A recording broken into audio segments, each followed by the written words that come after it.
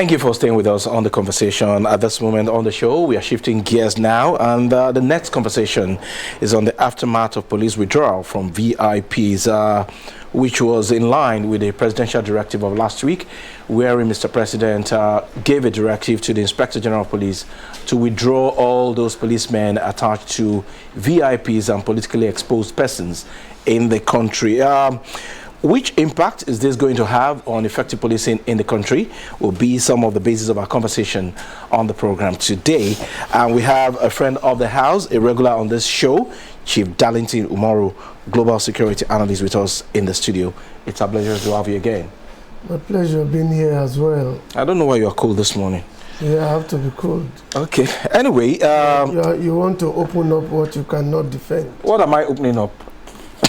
Okay. Just allow I Chief. These he's starting what he cannot finish. Chief Darlington. Promise to take him to Sambisa now. This directive from Mr. President, we saw the IGP sometime last week saying that about 11,556 policemen attached to VIPs have been withdrawn. What impact is this going to have on ensuring that we have effective policing system in the country? Effective policing system, I'll begin from there. The UN has a regulation in terms of internal security. A number of persons in every population that a number of police are supposed to also monitor and secure. Are we following that in Nigeria? The answer is no. Why are we not following that? Because we don't have enough policemen, that are supposed to be policing the population of about unofficially 230 million people. The president says SPU should be withdrawn. Yes, he did say that. Because he had declared security emergency on security. The IG said 11,000 plus had been withdrawn. How did you put it? Yeah. Withdrawn. Had been withdrawn. Yeah. From VIPs and VVIPs. I'm not sure the IGP. I made it loud. I'm not sure the IGP, I repeat, has the complete record of what he said. Perhaps on paper, yes, that was what was presented to the IG, that all of them, or 11,000 plus of them, had been withdrawn, and you do not expect the IG to be on the field to actually know, but I'm sure he has been to some occasion where we would have seen one or two of them. It's not possible, I say, for all police on SPU to be withdrawn. Okay, I'll give you an instance. Okay. The ones with the lesser VIPs you can withdraw. The ones with the VVIPs, no, before that. The ones with the senior VIPs, how do you withdraw them when they can even tell the policeman you are going nowhere? The VVIPs, how do you withdraw them? Forgive me, let's go back a little bit on history. I'd like you to check your records. For the last 3-4 IGs that served, for each time they came on board, one of the first pronouncements they make is that all police serving in SPU should return to barracks, right? What have we seen after those announcements? Mere announcements, not effective. We have seen situations where even politicians, particularly those in the National Assembly, would say no we will not release them. And it stands. Who gives order to the policemen guarding the politicians at the National Assembly? Is it the persons they have been assigned to police and their family, or the IG who will give directive? I have said here, the Police Act makes every policeman responsible to the IG, not even to the governor of a state. Not even to the governor of a state. Is a lance corporal supposed to report to. I don't know if you understood what I just said. I'll give you an instance. The current governor of Lagos State went to a particular point and asked some men who were sent there to guard that place to leave the place. And the man bowed before him. Wrong. He bowed before His Excellency to say, I'm sorry, sir, Your Excellency. I cannot take orders from you, and I cannot leave here until the person who gave me the directive, my boss, asks me to leave. He said, okay, call him. Tell him His Excellency is before you now and has asked you to leave. He said, Your Excellency, sir, I'm sorry once again. I do not have the capacity to call him. But you could call him and tell him that. And he said, okay, how many of you are here? He said, we are many here. He said, what's the number? He said, I cannot give you the number. How can you open up security to that extent? Telling them how many men were in that place. And you didn't give them the order. You saw the altercation in Abuja between... The FCT minister. Is that what? Okay, the FCT minister, okay. And the young officer who said, I am standing on order. I am working on order. And you saw even when the FCT minister called the CDS, the CDS said, give him the phone. He gave him the phone. He said, sir, if you watch, the way, when he was talking with the FCT minister, his hand was in his pocket. But when he was talking with the CDS, his hand was out. What does that tell you? He was talking to his boss. Right. And he told his boss, we are here on official duties. And he explained to him what happened eventually. The CDS told, okay, please go. We will look into it. So how does that connect with this? The connection here is that the policemen who are policing these persons, the SPU assignment, are supposed to have returned as soon as the IG made that pronouncement. Just yesterday, at churches, policemen still follow some VIPs to churches to guard them to churches, to public places. Right. I am not indicting anybody. You're Don't just ask saying. me for name. No, Don't ask me for name. Just what you said, that it's highly impossible for all of these men to be withdrawn totally from certain VIPs, VVIPs and all of that. But my question now is, if we have security challenges in the country and Mr. President gave a directive, the IGP also followed up on that directive, what is the place of private security guards? Are they also able to act instead of police officers in this line? Can they also be trained and be allowed to act as as security guards to these VIP or VVIPs in place of the regular policemen whom we need more of in the country at the moment? Before I answer that question,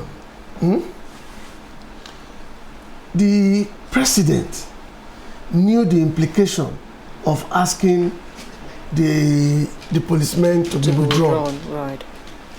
Number one, he did not leave them on the desert. He did make an alternative suggestion.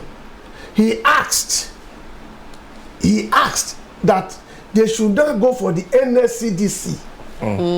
Okay. Men of the NSCDC should not take the place of the SPU. The NSCDC bear arms, right, like the police. The NSCDC they were created to carry out a specialized function. Right. Now, they have also often been used in this current war with terrorists. Mr. President opened another gate, say replace them with the men of the NSCDC. So it's not as if he left them total, open. like one man from the National Assembly said, he said, Mr. President, you are now leaving us open to attacks. To bandits. Yes. Why is he scared?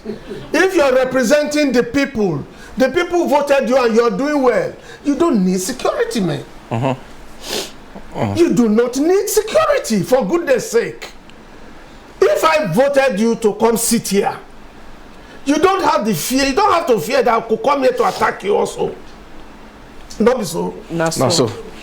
Oh, okay, so... No, I've not answered that question. Okay, please answer that question. I just try to put do some clarification. Right. Now, in other climes, you have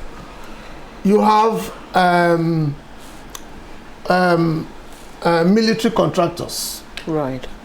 You have private security bodies. But in Nigeria, the private security we have cannot bear arms because they have not been included amongst those who could bear arms, except if they now see them as extraordinary. Then they cannot class them or classify them, just like you have the vigilantes who can bear some specific model or kind of firearms.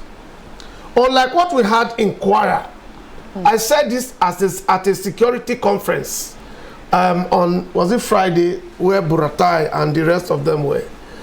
I was one of a member of the panel. I said that in Kwara, somebody said on radio that first hit and kidnap came because the vigilantes went on a special training, and so like they got wind that they were out, and so they came in. What training did the man say they went for? Training to bear AK-47. AK-47 is an assault rifle. And an assault rifle in Nigeria's Firearms Act, as it is, not yet amended. I was amongst the team that drew up. No, let's not go there.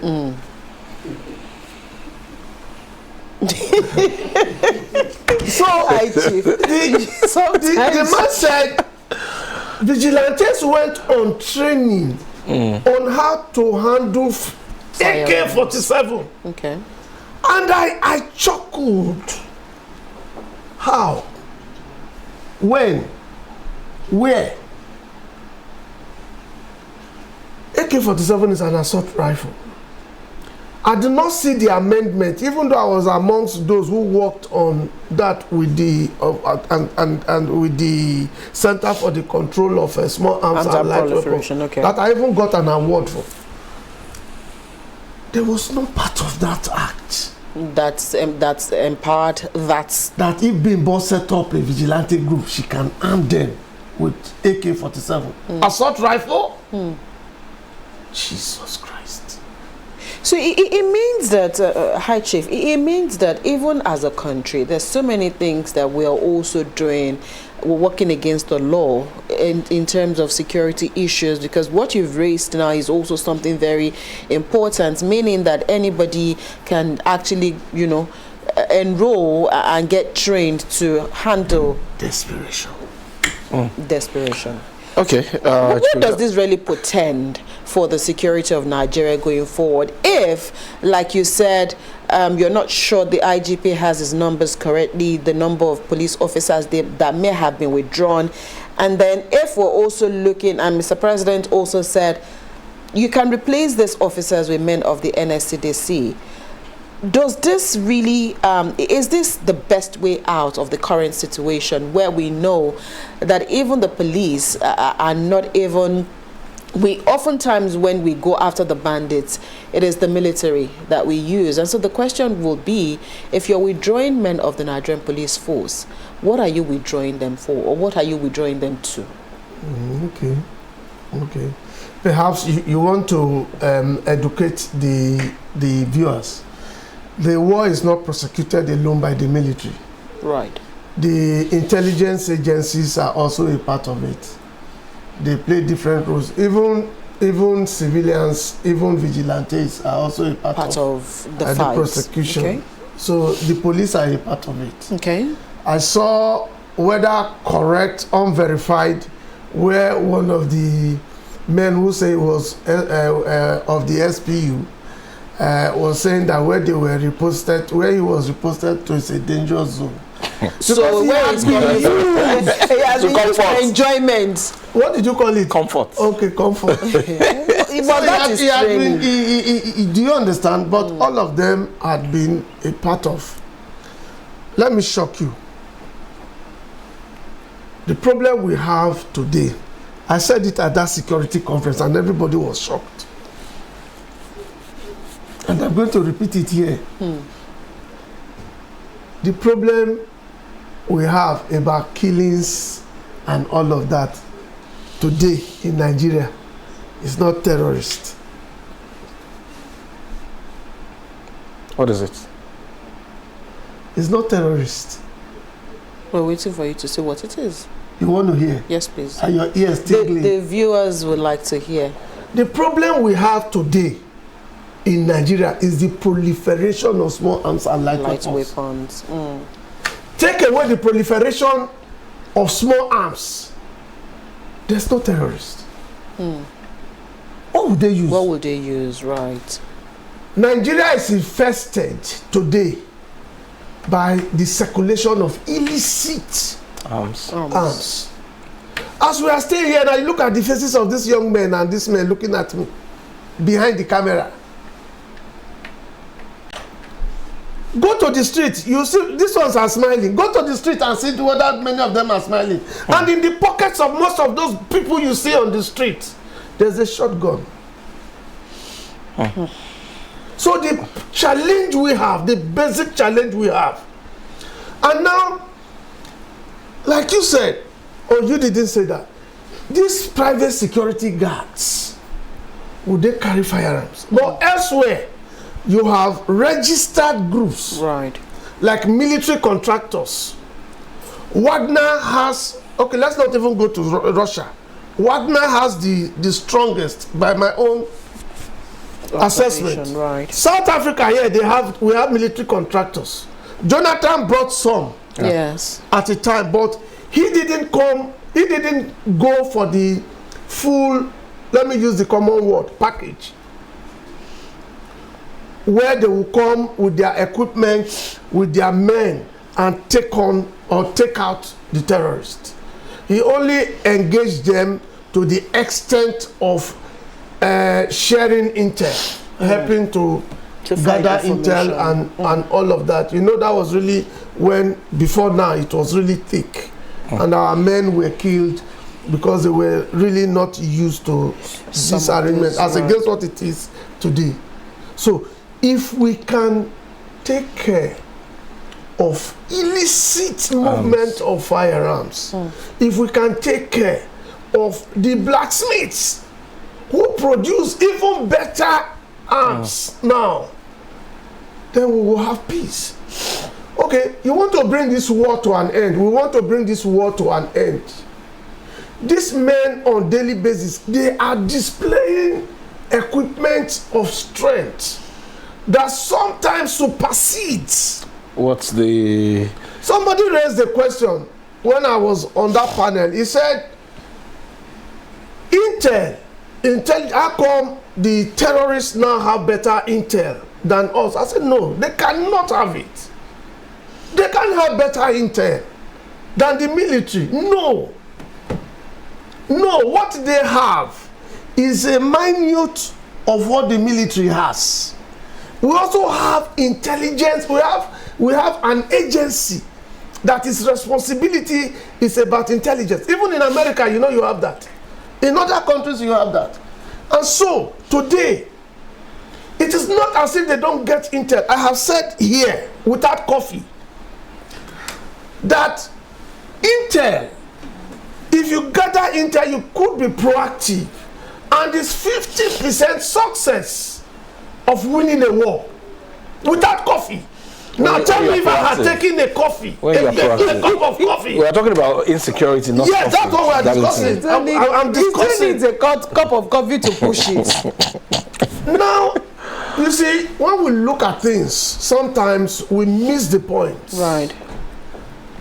I have said I don't give solutions. We've not come to that. But I will tell you something. Look at the movement of bandits and the terrorists.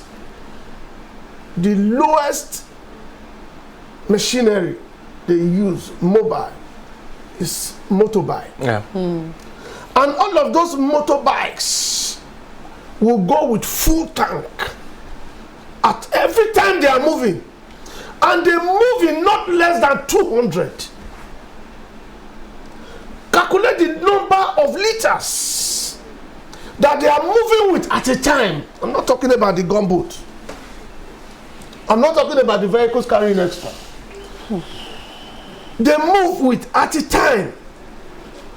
Now, juxtapose that on the number of various groups you have in all the states.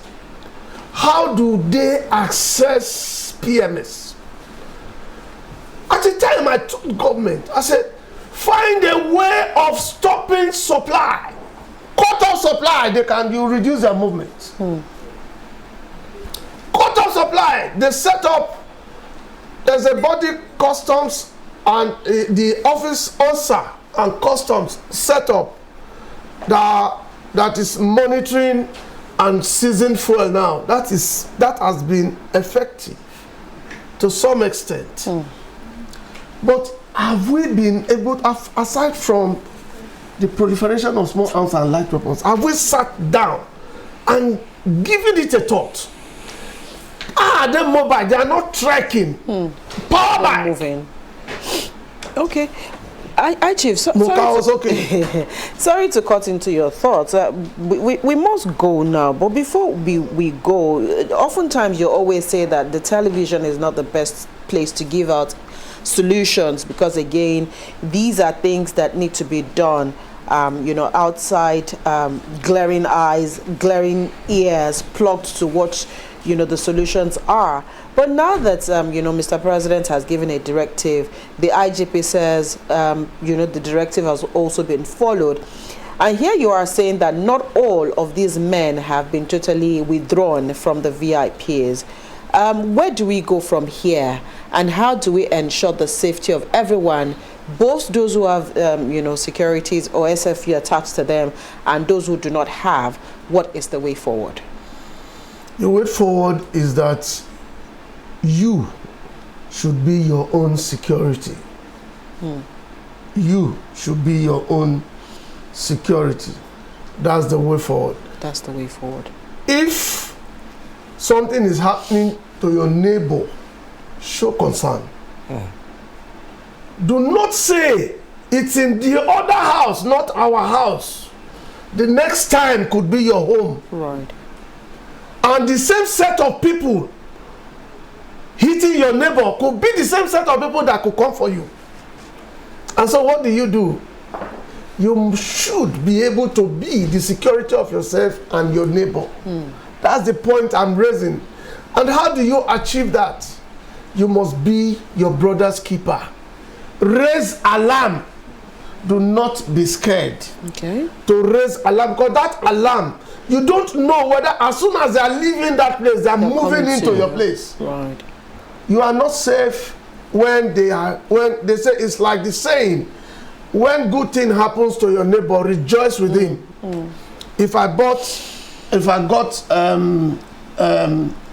a jet now, private jet now, you should rejoice with me. Because I don't know if I will be next. No, not you don't know, because you could be the next. Right. You should be the next. If he gave me a glass of coffee now, don't frown. We'll come back to Rejoice with me, because you could get another beverage.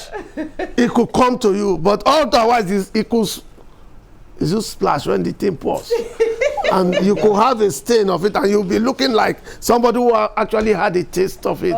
But you see, the way we are today, number one, the policemen on SPU, they must respect the directive given. Those of you who are VIPs and VVIPs, you must respect the law.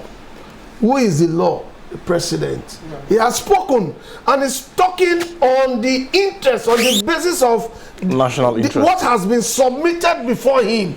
And he has also given directive that they should recruit more men. Right. That is to tell you that we are short of men in the Nigerian police. But even some of these VIPs, they are friends to those in power. So if indeed they want they are power themselves. Hey. That is why it is difficult for them to even respect the senior power. Because they will always say, now we. But the president is the CNC. The president is the CNC. Why would... Have you not seen a situation in this country where the president, who is the CNC, gave a directive to an inspector general of police, not a Betoku, to go to Benue, and he didn't go? That was a different president entirely. No, we are talking about the office. Okay. It's not the person. Okay, it's not the personality, yeah. Look, Tinubu is somebody. Now he is in an office. He's in the office of the president. He's no longer he. His own personal traits will be buried. He will now follow those provided by the law. In that office will continue. Tinubu will not continue after 8 years to be president, but we'll be referring to him as past president. No, I didn't say past. That's yours. We'll be referring to him as president. A general is a general for life. All right. A broadcaster. Is that a former broadcaster? Veteran broadcaster. Not the one that does not give coffee. Let's go. No, I will not. Thank you. No, we must. At sometimes we must try to break this thing down so that we relieve tension, relieve tension from ourselves, and try to help. You saw me when I got here now. Yeah, you were tense. There was something really wrong with you. You take a cup of coffee and the tension will go away now. Where's the coffee now? After the show, you have it. You are opening up yourself. You have it after the show. LTV. Yes. Thank you so much. LTV. Yes, LTV. For finding time LTV. Today we appreciate your thoughts. Thank you so much for always coming. We'll take a quick break. When the conversation returns, Adimikwe and Joy will be here with the Lagos Conversation.